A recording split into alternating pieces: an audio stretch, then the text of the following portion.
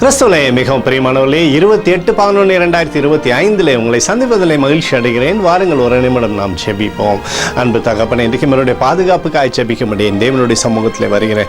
என் தேவனுடைய நிறைவானது இவருடைய வாழ்க்கையிலிருந்து செயல்படும்படி நீர் செய்தருளும்படி ஜெபிக்கிறபடி அன்பின் பிரசன்னத்தினால் நிரப்புவீராக. உடைய கிருபை கோலும் கைத்தடியும் இவரை தேற்றட்டமோப்பா. சகலவிதமான நன்மையினாலும் இவருடைய வாழ்க்கையை நீர் திருப்தியாக்கும்படி ஜெபிக்கிறேன்.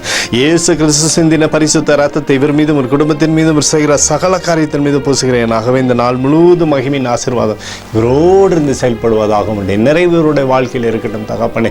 யாக்கோபு 5:16 நீதிமான் செய்யும் மூக்குமான வேண்டுதல் மிகவும் பலனுள்ளதாக இருக்கிறது என்று சொல்லி எழுதப்பட்டக்கூடிய வார்த்தையின்படி ஆண்டவரே, இவர் வேண்டுதலை செய்து என் தேவனுடைய கரத்திலிருந்து சகல நன்மைகளுமே பெற்றுக்கொள்ளும்படியாக செய்யுங்க. உடைய ரத்தத்தினாலே கழுவப்பட்ட இந்த நீதிமானை நீங்கள் ஆசீர்வத்து பேரை பெருமைப்படுத்துங்க.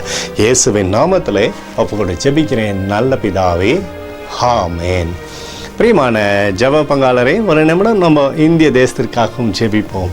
அன்பு தகப்பனே, 28/11/2025 இந்திய தேசத்திற்காக ஜெபிக்கும்படியாக நம்முடைய சமூகத்தில் வருகிறேனப்பா.